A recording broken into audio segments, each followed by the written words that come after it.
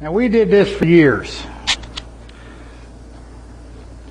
and I think there's a couple videos out there here and there on it, but we'll show you ours. When we're laying out a dovetail, and I've seen it, yeah, I know how to do it with the calipers and all that, but I still find the fastest, easiest way to do it is I simply take a piece of paper, cut the length of the width of my board, fold it in half, fold you about a 5/16 crease on the end. That's going to be your half pin. Fold it again, or ever how many times you want, ever how you want.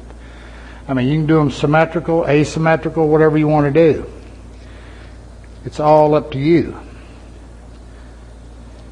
Again, we're just simply using, then lay your dovetails, and what I usually do is I just lay it out, mark the crease,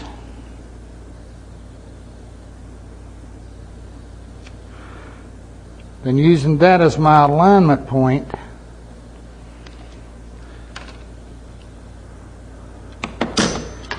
I simply lay out my dovetails. Then I transfer that to my face edge so I can see it, to the face here. Now, this is definitely a case where we're going to cut the pins first. This jig is nothing more than a fence with a piece of 1/4-inch plywood on it. I've got, I think, a 3/8 spiral cut bit in here. Double flute does just fine. Now what I did is I laid this in, marked my height, set the bit to the height.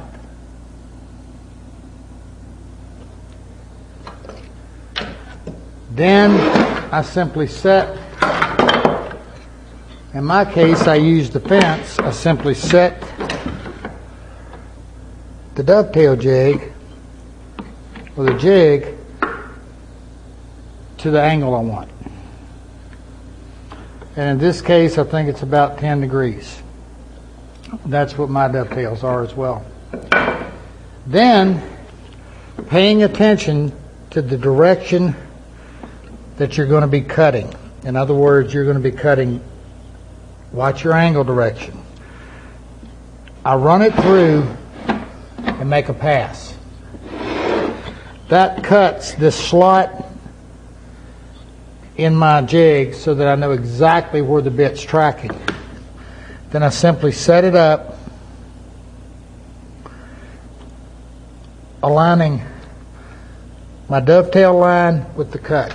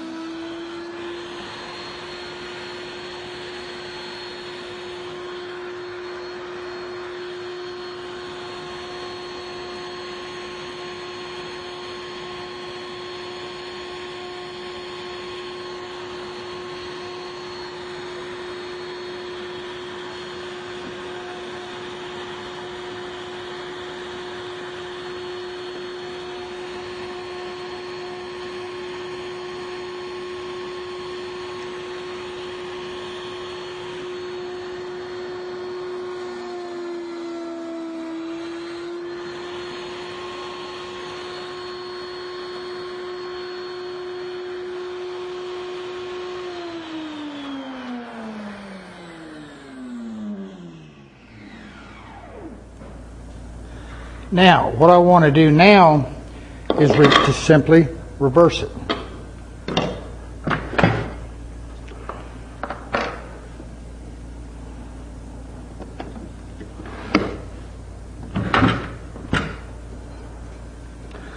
But to keep a nice line,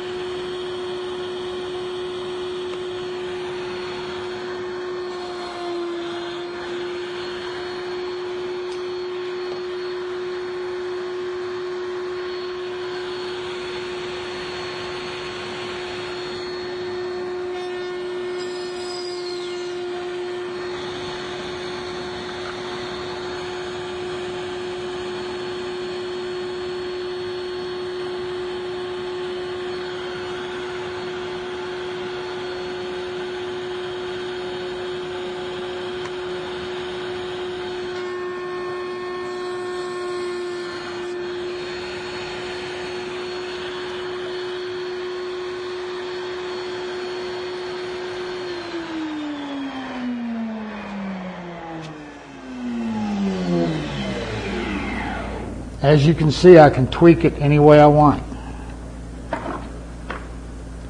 Okay, then what I'm going to do,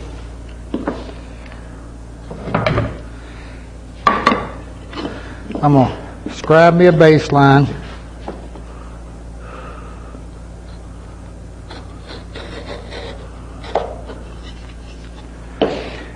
Now when you're using a scribe, you want something that's got a really nice sharp blade on it. This is typically the one I use, made by a guy by the name of Jeff Hamilton. And I just really like, you want the cut line. The reason for that is it gives you a good established line, plus the cut, when we come back and chisel these out a little bit, is going to give us somewhere for the chisel to rest, so that makes sure we're on point.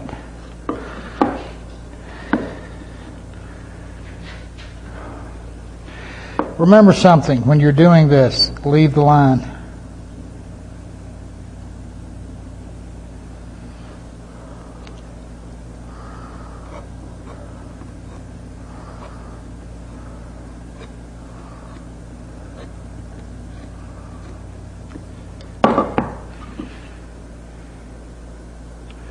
I'm going to go to the bandsaw. Now all I'm going to do is just bandsaw it out. Again, leave the line, come up to your baseline, kind of nibble as much away as you can with the bandsaw blade.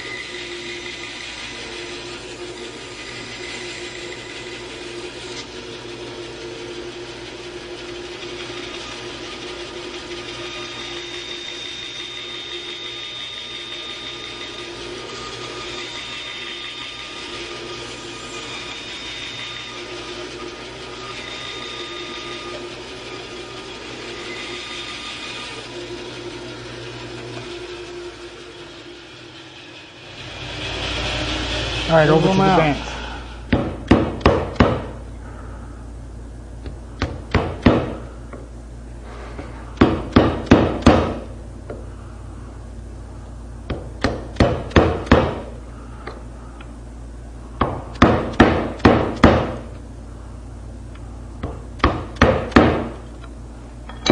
Wonder how many of y'all gonna notice I just walked over and cut my half pins backwards. Told you.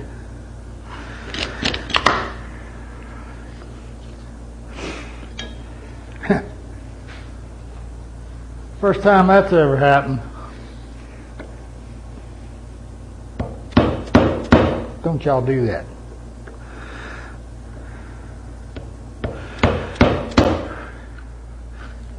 Sometimes somebody's teaching you something, there's always two things you learn. You either learn how to do something, and sometimes you learn how not to. So,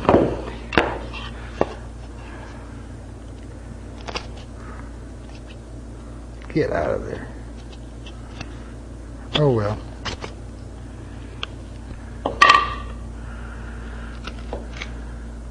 I cannot believe I did that.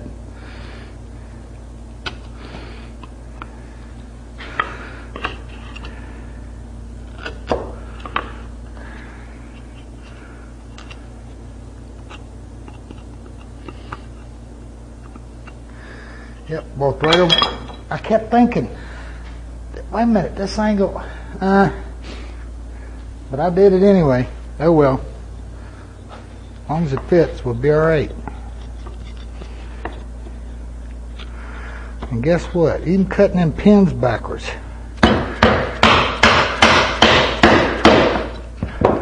Dovetail, whoops. Dovetails. Got a gap in that one. Oh well, how do you fix that? That's easy. Well, I was looking for me a little skinny piece of veneer, but I didn't have it. Yep, backwards pins.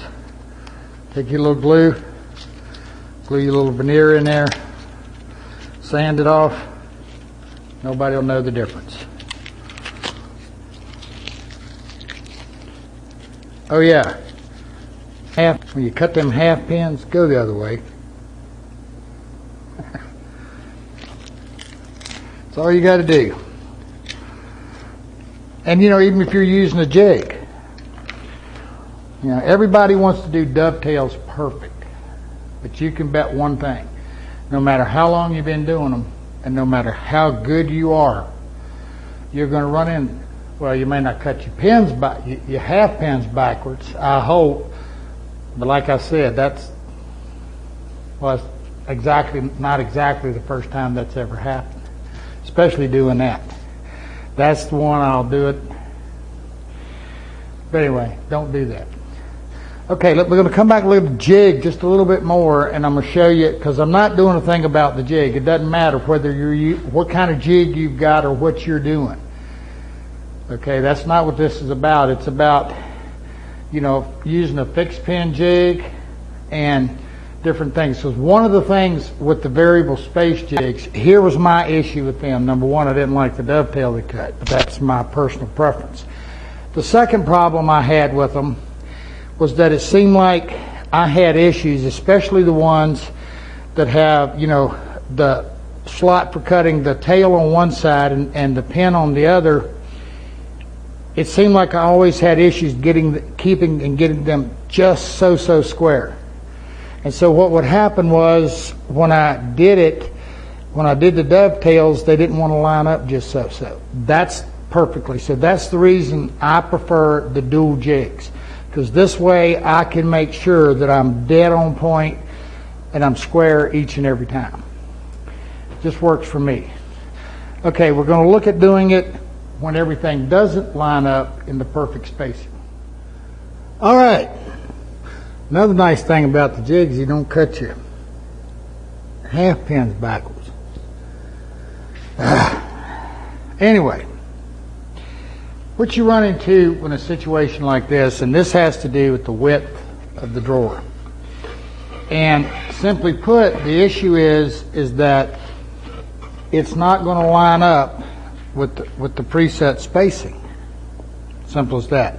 And lining up means that you want half the board to be, you want the end of the board, half of it to come halfway in on the slot, and then on the other end. And then that way you can use the preset spacing, because then your half pins and everything are, you know, set to an exact spacing. The other reason for showing you this is that if you want to do something a little more contemporary, you want to get a little, you know, you're not concerned, you want to do something other than just having the pins symmetrical going all the way down, you can do it. Okay, first thing I do is I set up a stop block. Now, you notice with my jig, you make the biker. We just make them out of poplar. And the reason for that is because over time they wear and this and that, plus it gives me a biker in there to help prevent chip out and tear out. And when it gets kind of nasty, I make another one. The other thing it does is on your pin jig to adjust the thickness. Now that's another thing I see in a lot of these. The reason, again, the variable space jigs, it just takes so long to get everything set up, get everything tweaked out, and running all these tests and everything. We ain't testing nothing, we just gonna do them. But because all of this is on an angle, all we have to do is move the pin board fore and aft, and we can control the size of the pin. It never changes the degree. We just change the size. All we have, and that's not difficult to do. But again, no matter what I do, I want my half pin top and bottom. So like I said, what I've done is I've simply set up a stop block to do that.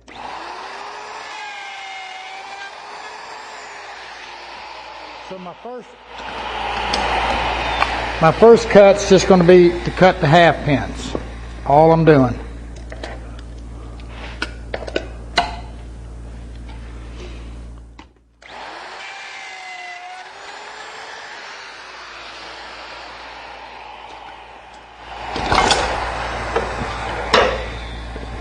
Now the other thing I can do if I want is I can take my other side and set up a thicker stop block, and I can gang cut it. I can gang cut the tails. I can't gang cut the pins.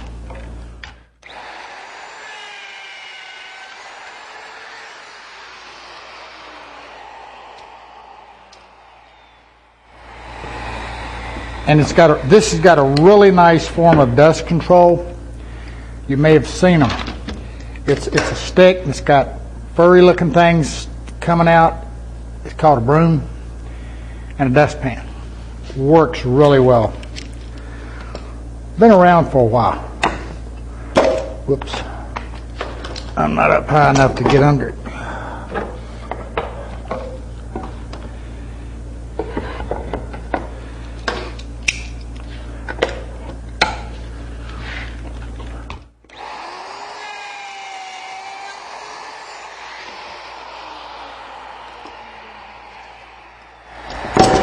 All right, tell you what, I'm gonna go ahead and do the other one and we'll be right back. I don't want to have to reset it up. I want to be done. See what I'm telling you? You won't find a better dust collector nowhere. Not necessarily cheap ones, but you know how it goes, right, Chandler? Yeah. All right, back to them dovetails. Okay. Now we come back to our piece of paper. But since I've already cut the half pin, I don't need to fold it for that.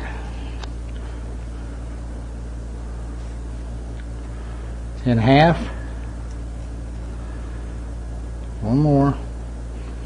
Now as we walk up this case, we're gonna, by folding the paper, you know, when we get to this one, when we get to this one and this one, which this is 3.5, 4.5 actually, we'll only have, you know, up here we're only going to have one dovetail in the middle. Now that's very much, that's what you see with the old period stuff. You don't see those dovetails all crammed together. It doesn't take all of that. Now, I'm going to come in here, make my mark at where my creases were. Okay. Let me get rid of my stop.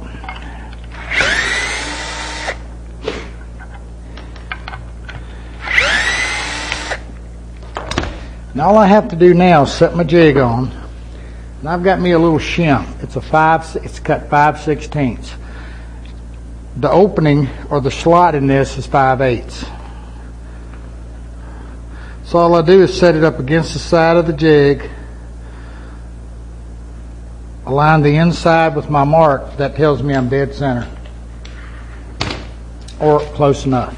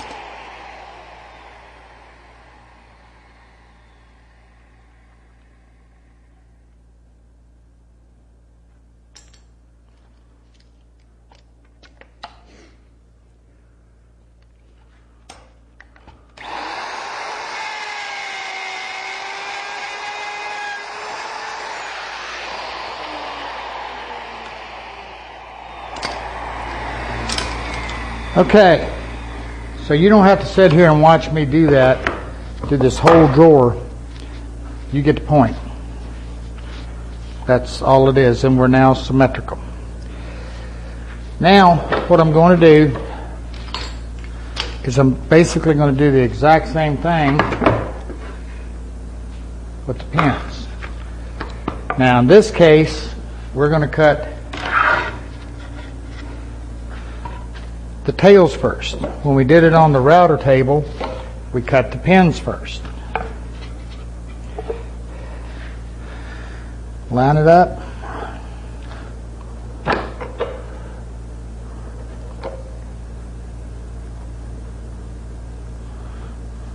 You know, I'm not so sure on this one. I wouldn't have been happier to have just put two dovetails in it, but we'll be okay.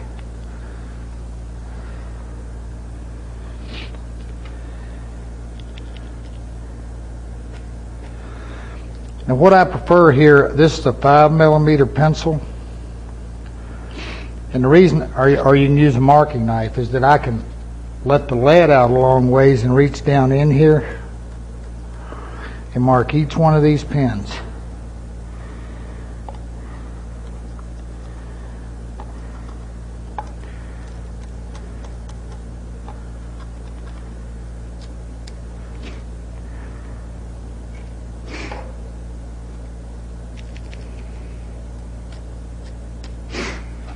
That'll do.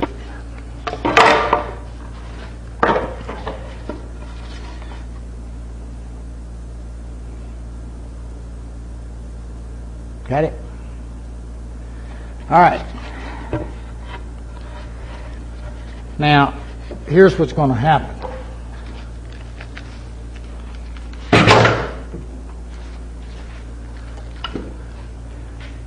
Because this pin is the actual pin, all we have to do is set it on here and cover the line.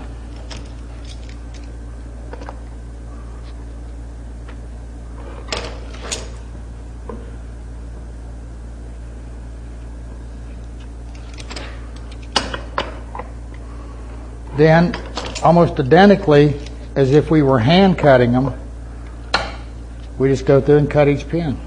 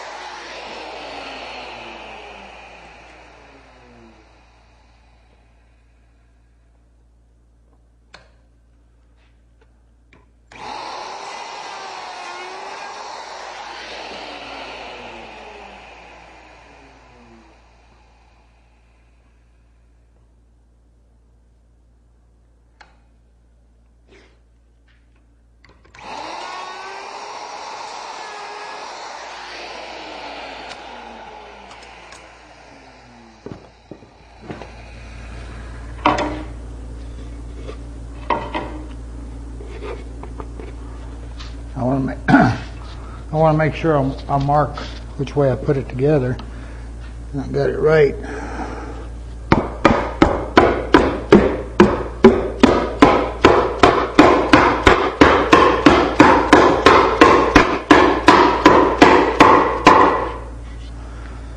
I'll be half pins. They're on the right angle.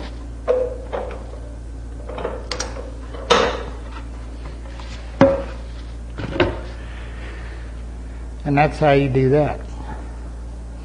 Like I said, if you want to do something contemporary, you could do your half pins. You always want them half pins top and bottom because that's a lot of strength. But you know, if you were doing a big chest, you know, and you want to skip and, you know, lay them out in some kind of, you know, different pattern or whatever, you feel free to do that. That's the way that works. Now, there's one last thing we got to do before we can glue our drawers up, and that is we need to put a groove in it to receive the bottom. And I'm going to show you how quick and easy we can. Okay guys, the next step in making our drawer is we got to put a groove in it to receive the bottom. Now, if you're using a plywood, you could encapsulate the bottom, meaning you could put the drawer together and put the bottom in it. I'm not a fan of that. I never do it. Because in the finishing process, it just makes finishing inside of a drawer so much more difficult. I like to be able to finish my drawer bottoms and the drawer separate. But anyway, what I do, just so I don't ever confuse myself, is just, you know, I stick it together and I just put me a pencil line on what's going to be the bottom, so that I know when I get to the table saw, you know, I'm doing the right area. That helps a lot. And you know, the funny thing is too, now I mentioned to you about marking all your dovetail joints to make sure everything's going back the same. Now this one is one that we were just able to run using the set spacing. So you could actually kind of flip and flop this. And I'll give you a hint. If you get somebody to help you glue up drawers, remember, groove on the bottom. Groove on the bottom. If you, I've had it happen more times than I care to tell you about. Somebody's helping you glue up the drawer and you got a groove all the way around, and then you got one up here. And you're just like, you were thinking, what? But it happens. Okay, I'm going to break this down, then we're going to go to the table saw and cut some grooves. What I've got is a 1/4 inch dado, and I'm going to set it about 5/16 of an inch deep. Now to get my alignment, what I'm going to do is I'm going to take my pin, my half pin, and what I want to do is I want to come in right at the edge of it, right here. So that's my alignment point. Okay, then just simply run them.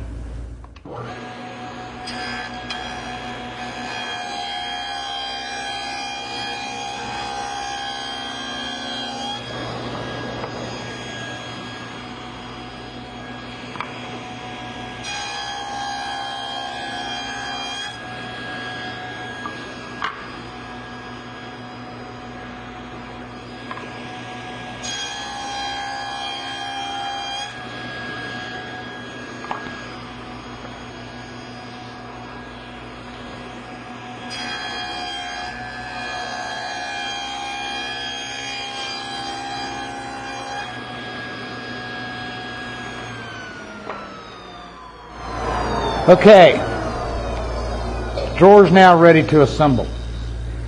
Now, the other thing that we do is prior to assembly, just to try to keep down a mess, is we usually just take some masking tape or blue tape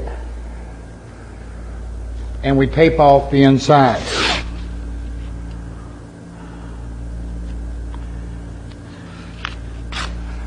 Just to keep the glue down.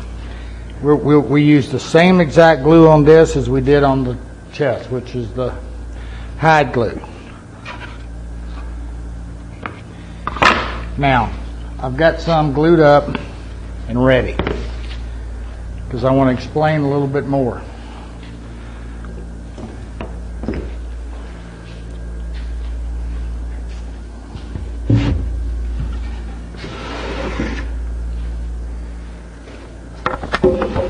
Now, once the drawer is glued up and we've trimmed our dovetails, just like we did the top case, we used the little piece of 1/4 inch plywood and the spiral cut bit.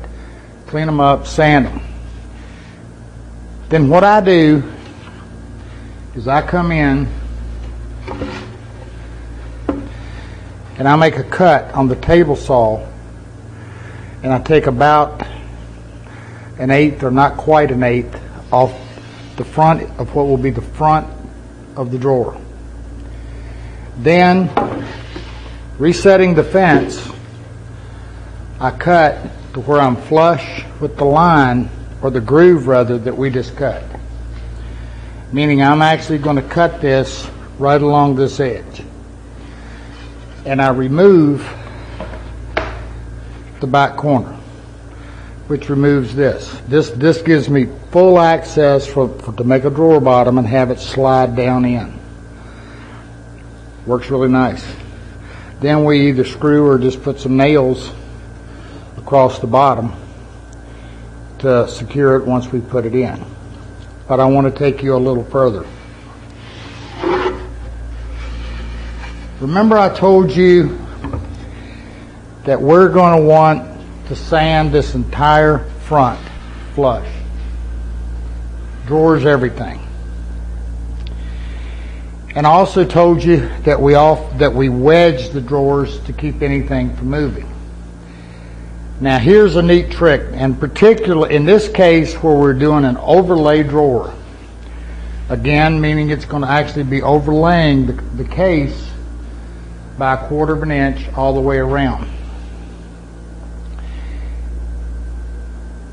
We do something, and this goes back to a lot of the old timers did this, and it really, really helps you out a lot, especially if you have flush mount drawers. Meaning if this drawer is going to be flush and you want an equal spacing around it. If you leave enough space on the sides that the drawer runs nice, the problem is when the drawer seats or lands in its final position, it can move a little bit, left or right or whatever. And you also have to make a provision for stopping the drawer so it don't go back and slam into the back. Here's the way we do it. Let me grab a little quick rabbiting plane. Now before I get too far into this, I'm going to also tell you this. When you put that tape on the inside, get it off as soon as you can. In the event that you let it dry and you're having a difficulty getting it off, take a hair dryer or a heat gun and simply warm it. You will be amazed at how easy the glue it peels off once you do that. You don't have to get it really hot, just warm it. So here's what we do. The first thing we do is we set out, and at the area just the bottom runner. Now I'm going to explain again. We took about 1/8 inch off the front and we completely removed the back for access for the drawer bottom. This also makes that the drawer is running on just the runners. We create a sled runner, so the drawer is running just on the sides. This prevents any conflict with the drawer on one of the cross members. If futuristic, that cross member moved up or down any, it's not going to be catching our drawer. And again, it keeps the drawer running on just the outer surfaces. So what we do is we go right in here on this, just the bottom edge, and we take a plane and we simply plane a little bit off.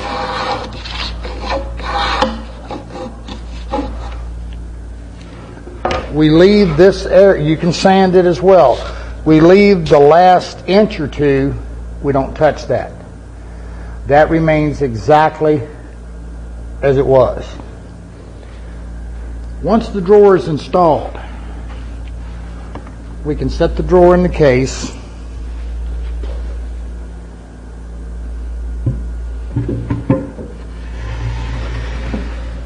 Then we can create our stop, and I'm going to show you that to you with the one we just did, because I can't show it to you in the case. What we do,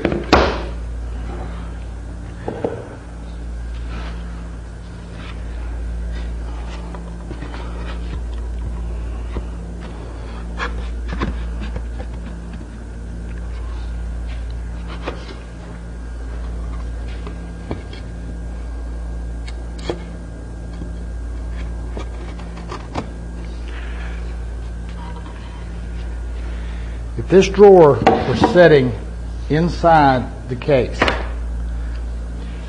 and we've hand planed both edges,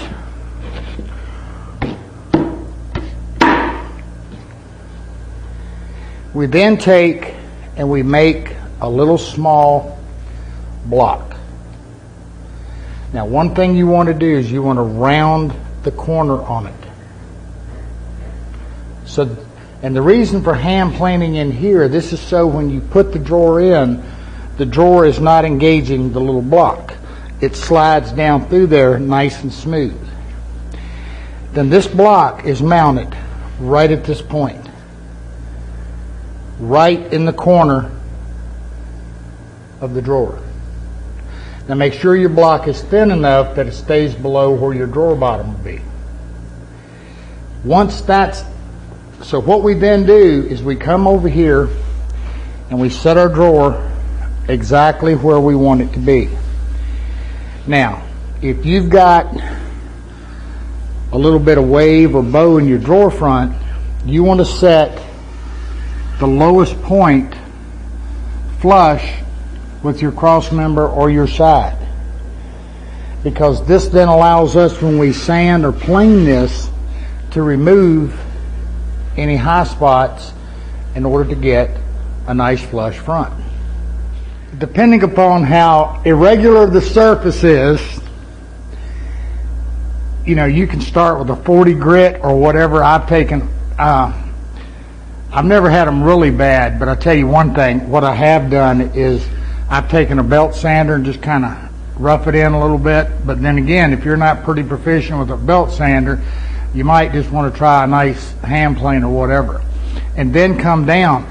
You know, I've taken 40 grit on a random orbit, sand it if I had a lot to take off, and then move up through the grits.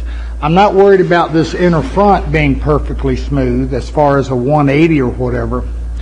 But if you've ever tried it and you're trying to sand the front of this cross piece by itself, that's such a narrow surface, it's very easy to dip the sander. What this does is it gives you a full platform to level. Now that's the reason back when we were putting these dividers in, and I said, okay, this one's a little proud, or I'm not going to worry about it. Here's why. Because when I set this drawer flush with my edge, this divider's setting out a little bit. When I sand all of this, I'm going to level it right up. Now, so what we do is we just kind of sneak and reach in from the back and put a little spot of glue on here and glue the tab in. Now this, again, what this is going to do, when you close this drawer, it's going to produce a stop. Now because we got overlaid drawers, we don't really need that stop. But because we're going to be sanding this front, we want to be able to keep these drawers from moving. The other thing we do, so that's going to do that. Now once we've got the tabs in and they're secure, now I'm going to caution you again, be careful. You can don't get so much glue that you glue the tab to the drawer. I'm not going to tell you how I know about that, but it's been known to happen. Okay, I'm going to cut some wedges real quick. I forgot to do that, and I'm going to show you how we do this. Now, you can do this from the front or the back, but I'm going to use the front just to show you. Now, I'm going to caution you, be careful, because you can dent your drawer top and your frames. So just go easy. We just put a wedge in it, each side, and be sure to put one in the back. The reason for that is because this drawer is sitting on a runner and we have this space, you can actually take that drawer and cantilever it a little bit.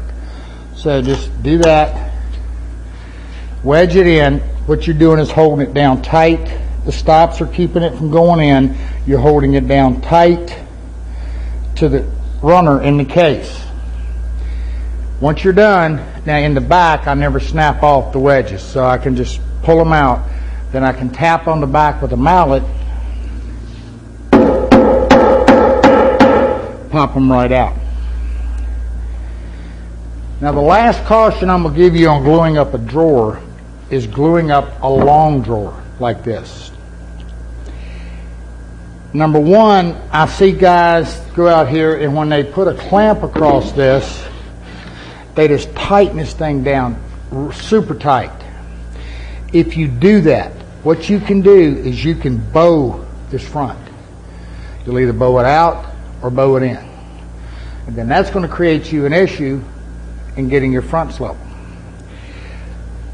The other thing you want to do, you want to use a caul. What we do is, this is just some MDF, we just take some scrap. You notice it's covered in tape. Remember me telling you about gluing that little block in the corner, and don't do that? Put some tape on these. Now you can also put a little thin piece of tape in the corner of the drawer to keep it from accidentally gluing. Is you want to make a caul that will go over your pins so that when you pull the drawer together, it's doing what it needs to. Once you've got the drawer glued, double check to make sure you're seated and all the way in. If not, you can take a clamp and pull it this way and of course this way. Snug up your clamps and you're good. I will usually put a fair amount to force the squeeze, to get the glue squeeze out. Then I back off, just enough to keep it snug. You're typically going to find that the drawer is not going to take a lot of pressure to hold it together if your dovetails are fitting well. Now, the last thing I'm going to tell you, and you already know this, is make sure you do a diagonal measurement to make sure your drawer is square. Now the other thing we do is, this is simply some MDF that's cut square. We took a forstner bit and drilled some holes in it. Just so we can set it in here, you see the cutout in the corner? I don't remember what that was for, but I surmise it was a case or something that had a protrusion in the corner. But we simply set it in here, clamp it in, front and back, and then we do one in the opposing corner. And again, double check to keep it square. Let it dry.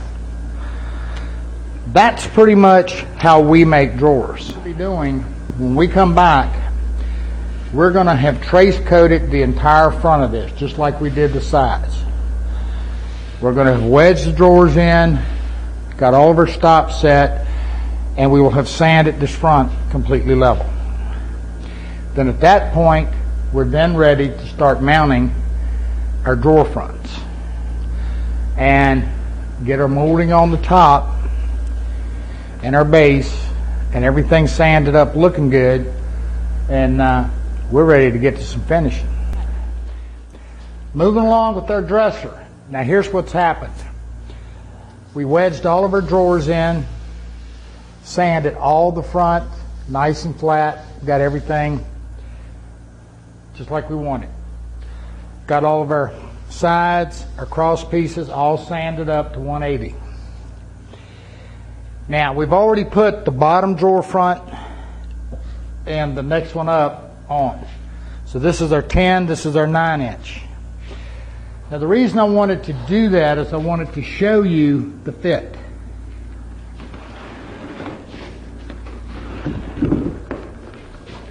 Okay, I'm going to have to get some help. Come on, James. Those of you who've met Ed, this is Ed's son, James. He helps me. Okay. See how nice and tight that fits? I mean, and if you look, I don't know if you can get a camera angle going down through here, but that drawer is dead flat to the front of that case. I mean, it's perfect. There's no gaps, there's nothing. Always works, don't it? All right. Let's turn it around to the front. Okay, we're going to put these other two on. Tiger maple, as well as a lot of figured woods, particularly woods that have a lot of curl to them, like tiger maple. They have an iridescent quality about it. And that iridescence can cause you to lose your figure. It can also cause you, that's what happened to me. I flipped instead of flopped, and I lost my figure. That's as good one as I can think of. Anyway, here's what happens. Now this is a die, this is our die, and we call it New England maple. It's, we'll give you the mix when we get to it. So this is going to kind of give you what this is going to look like.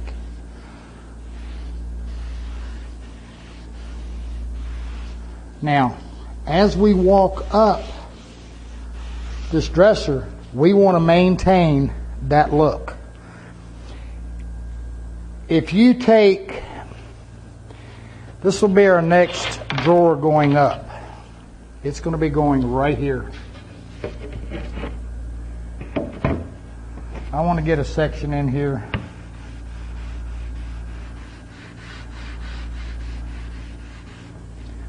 Let me show you this. Think it's going to be pretty? Oh yeah. Now, here's what we got.